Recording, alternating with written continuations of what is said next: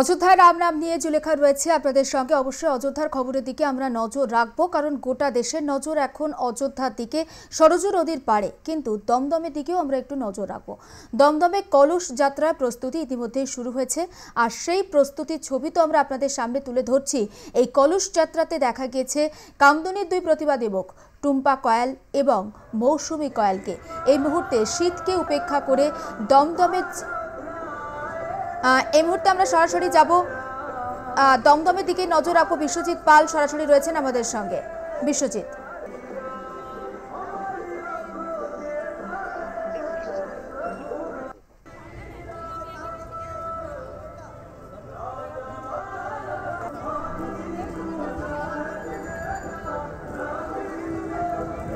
দমদম রোডে চলছে কলস যাত্রা প্রস্তুতি এবং সেই ছবি আমরা আপনাদের দেখাচ্ছি।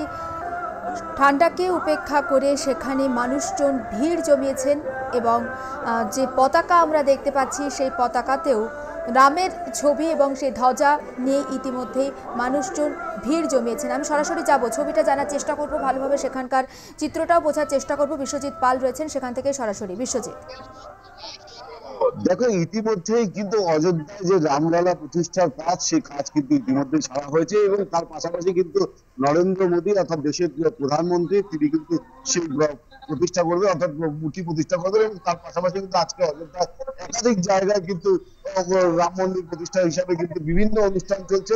এই মুহূর্তে দমদম হনুমান মন্দিরের সামনেও কিন্তু সেই কলস যাত্রা, এখান থেকে এই হনুমান মন্দিরের সামনে থেকে কিন্তু দমদম পার্ক অব্দি সেই কলস যাত্রা যাবে। এবং সেই কলস যাত্রার আগে আমরা দেখতে পাচ্ছি যে টুম্পা কয়াল এবং মৌসুমী কয়াল তারাও কিন্তু উপস্থিত হয়েছেন এই কলস যাত্রা, তাদের হাতেও পর্যন্ত কলস রয়েছে। আমরা সরাসরি চলে যাবো একটু মৌসুমী এবং টুম্পার কাছে। আচ্ছা, যে সকালবেলায় তোমরা চলে এসছো কলস হাতে নিয়ে, এবং আজকে কর্মসূচি কি রয়েছে? সবচেয়ে বড় কথা, আমরা সনাতনী, আমরা হিন্দু, তবে এই কলস যাত্রায় নিজেকে সামিল করতে পেরে খুবই ভালো লাগছে। কারণ 500 বছর পর আমরা যে প্রাচীন যুগ থেকে আমরা রামায়ণ মহাভারত পড়ে আমাদের পরিবারের বাবা মা সবার কাছে শুনে মানুষ হয়েছি, সেই 500 বছর পর আমাদের রামের যে মন্দির প্রতিষ্ঠিত হচ্ছে, তাতে আমরা সত্যি খুব খুশি। সবচেয়ে বড় কথা, আমরা আমাদের ধর্মকে পূজা করি এবং অন্যের ধর্মকেও আমরা সম্মান জানাই, এটাই আমার কাছে সবচেয়ে বড় কথা। আমার কাউকে কোনো ভুল বার্তা দেওয়ার কোনো ব্যাপার নেই। আমাদের রাজ্যে যারা হিন্দু, যারা সনাতনী, তারা অবশ্যই রামের কথাকে আমরা সংস্কৃতির সাথে জড়িয়ে রাখতে চাই, বা আমরা আগেও রেখেছিলাম। আমরা এটাই বার্তা দিতে চাইবো যে আমরা প্রত্যেকে তো মানুষ, কিন্তু আমাদের ধর্ম নিয়ে অনেক রকম ভেদাভেদ আমাদের এই রাজ্যে মমতা ব্যানার্জি করছেন। মমতা ব্যানার্জি চাইছেন আমাদের এই রাজ্যে হিন্দু মুসলিম ভাইদের সাথে একটা বিরোধিতা সৃষ্টি হোক এবং দাঙ্গা সৃষ্টি হোক, যেটা মমতা ব্যানার্জি করছেন। কিন্তু আমার একটা বার্তা থাকবে আমার সমস্ত খ্রিস্টান, সমস্ত হিন্দু মুসলিম ভাই বোনেদের কাছে, সমস্ত হিন্দু বোনেদের ভাইদের মানুষের কাছে, যে আপনারা কেউ নিজেদের মধ্যে ধর্ম নিয়ে দাঙ্গা করবেন না।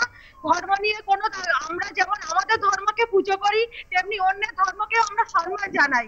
হিন্দু হয়ে, সনাতনী হয়ে আজ আমি গর্বিত যে আজ এই কলস আমি সত্যি হাতে নিয়ে আমি নিজেকে প্রাউড ফিল মনে করছি। কামদুনি থেকে সরাসরি কিন্তু এই মঞ্চে থেকে কি বার্তা দিতে চাইছেন? দেখুন, প্রথমত আমি একটা বার্তাই দেবো যে আজকের রামের প্রাণ প্রতিষ্ঠা, তার জন্য অনেক অনেক আমরা খুশি। এবং এই যে ভগবানকে আমরা মানি, সেই মানার দিক থেকে আমরা যে হিন্দু, এটাই সব থেকে বড় কথা। সেই ক্ষেত্রে আজকের অনেকদিন, প্রায় 500 বছর পরে এই মন্দিরটা উদ্বোধন হচ্ছে, সেই জন্য আমরা অনেক খুশি। এবং প্রত্যেকটা মানুষকে, সাধারণ মানুষকেও বলতে চাই যে আপনারা যেমন, আমরা যেমন হিন্দু, আপনারাও অনেকেই আছে, অনেকেই অনেক রকমের ধর্মের মানুষ বাস করেন আমাদের রাজ্যে, অনেক রকম ধর্মের মানুষই বাস করে। তারা সবাই সবার ধর্ম নিয়েই পালন করুক, আমাদের মধ্যে কোনো ভেদাভেদ সৃষ্টি যেন না হয়, তাদের ধর্ম তারা পালন করুক। এবং তার সাথে সাথে আমি একটা কথাই বলবো যে আমাদের মধ্যে যে ভেদাভেদ সৃষ্টি করা হচ্ছে এগুলো বন্ধ করা হোক, এবং যার ধর্ম সে নিয়ম পালন করে আমরা যাতে সুস্থভাবে থাকতে পারি, সুস্থ ভালোভাবে চলতে পারি, এটাই আমাদের করা উচিত বলে আমার মনে হয়। আমরা সরাসরি চলে যাবো বিজেপি নেতা অনির্বাণের কাছে। অনির্বাণ, একটাই প্রশ্ন, এই যে রাম মন্দির প্রতিষ্ঠাতা হচ্ছে এবং তার পাশাপাশি কি বিজেপি লোকসভার মধ্যভূমি পার করার একটা মানে রাস্তা পরিষ্কার হলো? দেখুন, দীর্ঘ 500 বছর পর একটা রক্তক্ষয়ী সংগ্রামের পর এই জায়গায় আমরা এসেছি। আজকে দিনে এই রাম মন্দির প্রতিষ্ঠা করতে পারছি। এটা কিন্তু এটা মুসলিম রাস্তা ছিল না, এই রাস্তাটা অনেক কঠিন ছিল। আজকে এর জন্য আমরা এখানে সবাই সমবেত হয়েছি, কলস যাত্রা হবে আমাদের। আজকে নরেন্দ্র মোদীজি রাম মন্দির ওপেনিং করবেন, ইনগরেশন করবেন।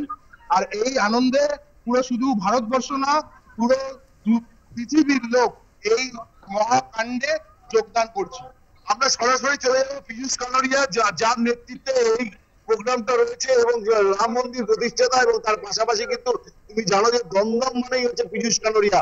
আমরা সরাসরি পীযূষ কানোরিয়া। পীযূষ, কোথায় কোথায় যাচ্ছে এই র্যালি এবং আজকে কি কি বার্তা দেবে? আজকে কোনো বার্তা নেই, আজকে একটাই বার্তা পুরো ভারতবর্ষ না পুরো পৃথিবীতে চলছে, শ্রীরাম শ্রীরাম জানকি মেরে সিনে মে।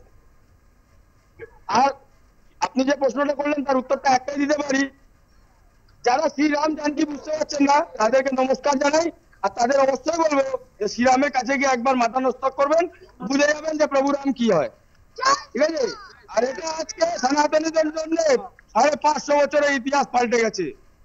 যার অপেক্ষা আমরা এত বছর ধরে করছি, যার জন্য এত কোনো কার সেবকরা নিজের রক্ত দিয়েছে, আজ তার বলিদান শেষ হলো। আজ গভর্নমেন্ট বুঝিয়ে দিল যে আমরা ভারতবর্ষতে আছি। তার জন্য আমি অনেক অনেক ধন্যবাদ জানাবো আমাদের গভর্নমেন্টকে।